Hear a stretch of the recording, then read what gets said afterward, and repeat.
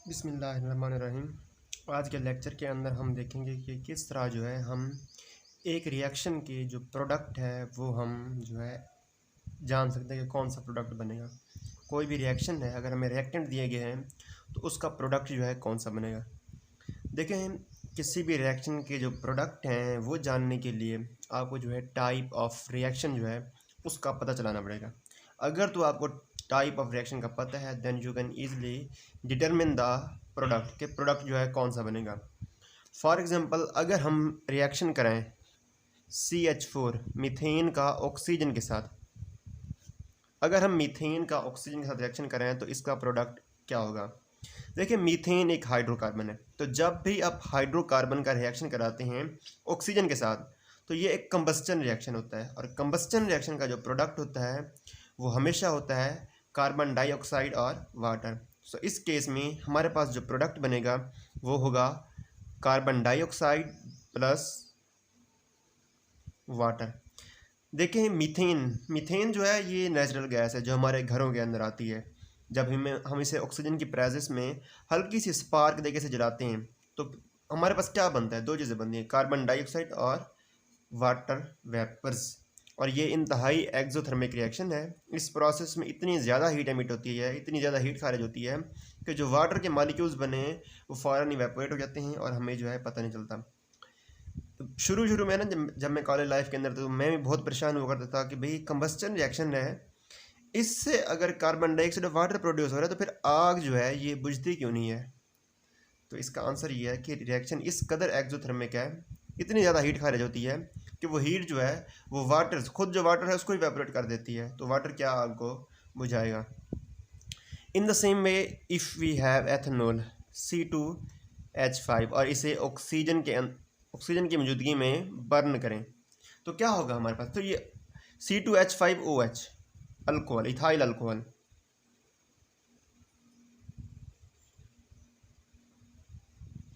तो ये भी हमारे पास जो है एक हाइड्रोकार्बन है, हाइड्रोकार्बन का डेरिवेटिव है। सो अगर हम इसे ऑक्सीजन की प्रेजेंस में बर्न करें तो हमारे पास इस केस के अंदर भी बनेगा carbon dioxide plus water. No, अगर जो है अब हम रिएक्शन करें जिंक का ऑक्सीजन के साथ, ये हमारे पास जिंक है और इसका रिएक्शन करें ऑक्सीजन के साथ तो क्या प्रोडक्ट होगा। देखिए, जिंक एक एलिमेंट है, ऑक्सीजन भी एक एलिमेंट है। तो जब भी आप दो एलिमेंट्स का आपस में रिएक्शन कराते हैं, दो एलिमेंट्स को कंबाइन करते हैं तो हमारे पास कम्बिनेशन रिएक्शन होता है या सिंथेसिस रिएक्शन होता है, और इसके नतीजे में जो प्रोडक्ट बनता है वो इन दो एलिमेंट्स का जो है कंपाउंड होता है। ये दो एलिमेंट्स जो है मिलकर एक कंपाउंड बनाते हैं। सो जिंक और ऑक्सीजन, इसका कंपाउंड कौन सा होगा, डेफिनेटली जिंक ऑक्साइड होगा। बट इसका फार्मूला क्या होगा, फार्मूला हम कैसे लिखेंगे। देखिए, जिंक जो है इसकी वैलेंसी 2 है, इट हैज़ +2 चार्ज, ये 2 इलेक्ट्रॉन खारिज करता है। जबकि ऑक्सीजन जो है इसकी वैलेंसी है -2, यानी ये 2 इलेक्ट्रॉन गेन करना चाहता है। सो अब जो है हमें इन दो एलिमेंट्स की वैलेंसी पता चल गई है, तो इससे हम फार्मूला कैसे लिखेंगे। तो हमारे पास जो फार्मूला होगा वो होगा Zn की 2O की 2, या फिर हम इसे सिंपल ZnO लिख सकते हैं। आयोनिक कंपाउंड्स का जो है फार्मूला कैसे लिखते हैं इसके लिए मैं जो है अलग से एक वीडियो बना चुका हूँ, सो आप उस वीडियो के अंदर जो है जाके देख सकते हैं। जब कभी जो है दो एलिमेंट्स की जो वैलेंसी है, जो दो चार्जेस हैं वो सेम होते हैं, सेम का मतलब क्वांटिटी में सेम, चार्ज इसके ऊपर प्लस माइनस ये मैं नहीं कह रहा, क्वांटिटी में सेम है, जैसे इसके ऊपर भी 2 है, इसके ऊपर भी 2 है, तो इस केस के अंदर जो है एलिमेंट्स जो है 1:1 रेशो के अंदर कंबाइन होंगे, 1:1 रेशो के अंदर, यानी 1 जिंक और 1 ऑक्सीजन एटम, जैसा कि मैंने यहाँ पे लिखा हुआ है। सो हमारे पास जो बनेगा वो होगा zinc oxide. In the same वे अगर जो है आप रिएक्शन कराएं मैग्नीशियम का नाइट्रोजन के साथ, मैग्नीशियम का रिएक्शन कराएं नाइट्रोजन के साथ तो क्या प्रोडक्ट होगा। मैग्नीशियम भी एक एलिमेंट है, नाइट्रोजन भी एक एलिमेंट है। सो ये दो एलिमेंट जब मिलेंगे तो इन एलिमेंट्स का कंपाउंड मिलेगा। और अब मैग्नीशियम और नाइट्रोजन वाला जो कंपाउंड है उसका क्या फार्मूला होगा। देखिए, मैग्नीशियम, इसकी जो वैलेंसी है वो है 2+, और जो नाइट्रोजन है इसकी है 3-, यानी 3 इलेक्ट्रॉन हासिल करना चाहते हैं। सब इसका फार्मूला कैसे लिखेंगे, Mg की 3 बन जाएगा एंड N की 2। So this is the formula of compound of these 2 elements, magnesium and nitrogen. It is magnesium nitride. Mg3n2।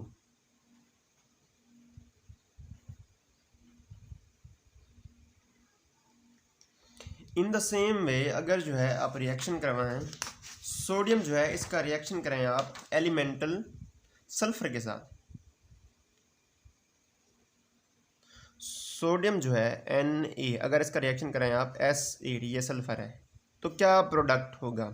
दो एलिमेंट्स हैं, दो एलिमेंट्स कंबाइन होंगे, सिंथेसिस रिएक्शन होगा या कम्बिनेशन रिएक्शन होगा, और हमारे पास जो कंपाउंड होगा वह इन दो का कंपाउंड होगा। दो एलिमेंट मिलकर एक कंपाउंड बनाएंगे।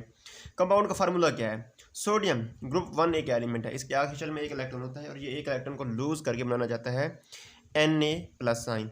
और सल्फर जो है ये ऑक्सीजन वाले ग्रुप का एलिमेंट है, सो इसके अंदर जो है 6 इलेक्ट्रॉन थे वाले शेल के अंदर, सो ये 2 इलेक्ट्रॉन गेन करेगा और इसका जो वैलेंसी होगी वो होगी 2-। अब फार्मूला क्या बनेगा हमारे पास? Na की 2 एंड S बन जाएगा, सो हमारे पास बनेगा Na2S। सो अगर आप इक्वेशन को बैलेंस करना चाहें तो आप बैलेंस भी कर सकते हैं। देखें सोडियम यहाँ पर 1 है, यहाँ पे 2 है, तो हम यहाँ पे 2 लगा देंगे। और सल्फर इस तरफ 8 है, लेकिन यहाँ पर जो है हमारे तरफ सिर्फ 1 है, तो क्या करें हम? अगर यहाँ पर 8 लगा दें तो 8 सल्फर हो गए, लेकिन अब सोडियम जो है वो कितने हो गए हैं? 16 हो गए हैं। सो अब जो है हम क्या करेंगे, तो यहाँ पर भी अगर हम 16 लगा दें तो दोनों साइड पे सोडियम, दोनों साइड पे 16, सल्फर यहाँ पे 8 और यहाँ पे भी 8। सो इस तरह जो है ये इक्वेशन जो है बैलेंस हो गई है। अब जो है हम पढ़ते हैं डीकम्पोजिशन रिएक्शन के बारे में। डीकम्पोजिशन रिएक्शंस वो होते हैं जिसके अंदर एक जो सब्सटेंस है वो डीकम्पोज होती है इनटू 2 और मोर प्रोडक्ट्स। फॉर एग्जांपल हमारे पास है CaCO3, अगर हम इसे हीट करें तो क्या प्रोडक्ट बनेगा? देखिए जब भी आप मेटल कार्बोनेट्स को जो है ना हीट करते हैं तो इसका जो प्रोडक्ट होता है वो हमेशा एक होता है कार्बन डाइऑक्साइड गैस, और दूसरा हमारे पास प्रोडक्ट होता है मेटल ऑक्साइड। तो यहाँ पर हमारे पास जो मेटल है वो है कैल्शियम, तो हमारे पास क्या होगा? Calcium and oxide oxygen. Calcium जो है इसकी जो वैलेंसी है वो 2+, ऑक्सीजन की 2-। सो क्या हमारे पास फार्मूला बनेगा? जब चार्जेस जो हैं उनकी अमाउंट सेम, उनकी क्वांटिटी सेम हो, साइन अगर से अलग हो, तो हम जो एलिमेंट्स होते हैं 1:1 रेशो में कंबाइन करते हैं। सो हमारे पास जो फार्मूला का होगा CaO। So these are the products of decomposition reaction. जब भी आप जो है मेटल कार्बोनेट्स, मेटल आप जानते होंगे ना, पीरियोडिक टेबल के अंदर जो राइट साइड पे मौजूद हैं, सॉरी जो लेफ्ट साइड पे एलिमेंट्स हैं वो ज़्यादातर मेटल्स हैं। In the middle of the table also metals. तो जब भी आप मेटल कार्बोनेट्स का रिएक्शन कराएंगे, हीट करेंगे मेटल कार्बोनेट्स को, तो इससे हमारे पास एक जो प्रोडक्ट बनेगा वो होगा कार्बन डाइऑक्साइड और दूसरा प्रोडक्ट होगा मेटल ऑक्साइड। इस केस के अंदर जो कि मेटल हमारे पास कैल्शियम थी, तो हमारे पास प्रोडक्ट बना कैल्शियम ऑक्साइड। अदरवाइज जो ये बनना था प्रोडक्ट MO, यानी इसको सिंपल हम MO लिख सकते हैं, यानी metal oxide. In the same वे अगर जो है आप K2CO3 पोटाशियम कार्बोनेट, ये भी मेटल कार्बोनेट है, इसे अगर हम हीट करें तो क्या बनेगा? हमारे पास एक तो बनेगी कार्बन डाइऑक्साइड प्लस हमारे पास बनेगा मेटल ऑक्साइड। किस मेटल का? यहाँ पे मेटल है पोटाशियम एंड ऑक्साइड। पोटाशियम जो है पहले ग्रुप 1A का मेंबर है, so it has +1 charge and oxygen 2-। Sir इसका फार्मूला क्या होगा? इसकी जो वैलेंसी है वो यहाँ पे हम K के नीचे लिख लेंगे, तो हमारे पास जो फार्मूला बनेगा वो होगा K2O पोटाशियम ऑक्साइड। अब जो है हम देख रहे हैं कि अगर आप मेटल हाइड्रोक्साइड को अगर आप हीट करें तो उससे क्या प्रोडक्ट बनेगा? फॉर एग्जांपल आपके पास जो प्रोडक्ट है जो है सब्सटेंस है वो है कैल्शियम हाइड्रोक्साइड CaOH2, ये है मेटल हाइड्रोक्साइड। तो मेटल हाइड्रोक्साइड को हीट करें तो इससे क्या प्रोडक्ट बनेगा? देखें जब भी आप मेटल हाइड्रोक्साइड को हीट करेंगे तो इससे आपके पास एक तो बनेगा वाटर, जब भी आप हीट करेंगे आपके पास बनेगा water in the form of gas. दूसरा जो आपके पास बनेगा वो होगा मेटल ऑक्साइड, और मेटल यहाँ पे कैल्शियम है तो कैल्शियम का ऑक्साइड बनेगा CaO। ये पीछे हम देख चुके हैं कि कैसे जो है CaO जो है हम लिखते हैं। अब हम बात करते हैं सिंगल डिस्प्लेसमेंट रिएक्शन की। सिंगल डिस्प्लेसमेंट रिएक्शन वो होता है जिसमें एक एलिमेंट जो है किसी दूसरे एलिमेंट को रिप्लेस करता है। फॉर एग्जांपल अगर जो है हम आयरन है, इसका रिएक्शन करें आप cuprous chloride CuCl2 copper chloride के साथ। अगर हम आयरन का रिएक्शन करें कॉपर क्लोराइड के साथ, ये जो है एक्वस है, ये सॉलिड है, तो अब इस केस के अंदर जो है प्रोडक्ट क्या होगा। देखें ये सिंगल डिस्प्लेसमेंट रिएक्शन है, इसके अंदर जो है ये सोडियम जो है ये कंबाइन हो जाएगा, सॉरी जो आयरन है ये कंबाइन हो जाएगा क्लोरीन के साथ, तो हमारे पास जो कंपाउंड बनेगा वो होगा आयरन और Fe और क्लोरीन का। सो Fe एंड Cl। Fe जो है ये इसके ऊपर चार्ज होता है 2+ और क्लोरीन जो है -1। सो फार्मूला क्या बनेगा FeCl2।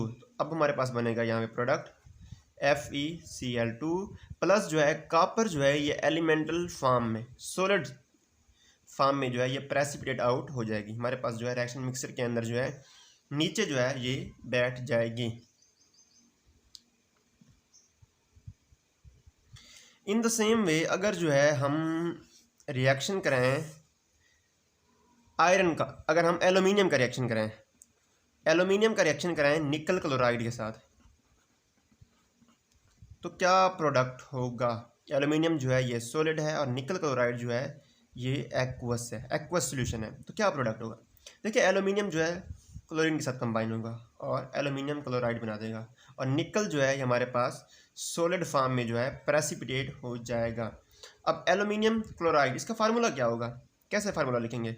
हमें जो है किसी भी जो आयन्स हैं दो, उनका फार्मूला लिखने के लिए ना, उनके कंपाउंड का फार्मूला लिखने के लिए हमें उनकी वैलेंसी क्या पता होना चाहिए। एल्यूमिनियम जो है ग्रुप 3A का मेंबर है, सो 3 इलेक्ट्रॉन लूज करे, so it will have 3+ charge. और क्लोरीन जो है ये होगा Cl-1 क्योंकि ये 7A का मेंबर है, 7 इलेक्ट्रॉन है, एक मजीद इलेक्ट्रॉन गेन करेगा तो इसका ऑक्टेट मुकम्मल हो जाएगा। सो अब हमारे पास फार्मूला क्या बनेगा, Al के साथ हम 1 लिख देंगे, यहाँ पे 1 होगा, Al1 यहाँ पे नहीं भी लिखें तो कोई इशू नहीं है, और Cl की 3 बन जाएगा। सो हमारे पास जो फार्मूला होगा एल्यूमिनियम क्लोराइड का वो होगा AlCl3, और जो AlCl3 है ये किस फॉर्म में होगा, आई थिंक ये जो है ये होगा एक्वस फॉर्म में।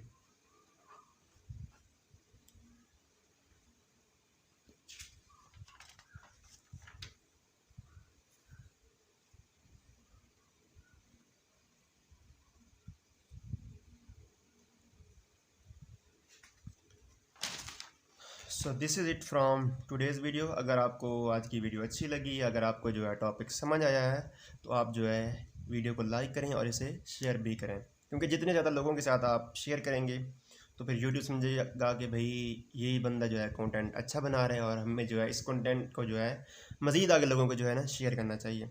सो इस तरह जो है यूट्यूब मज़ीद लोगों के पास जो है शेयर करेगा और मेरा चैनल जो है ग्रो करता रहेगा।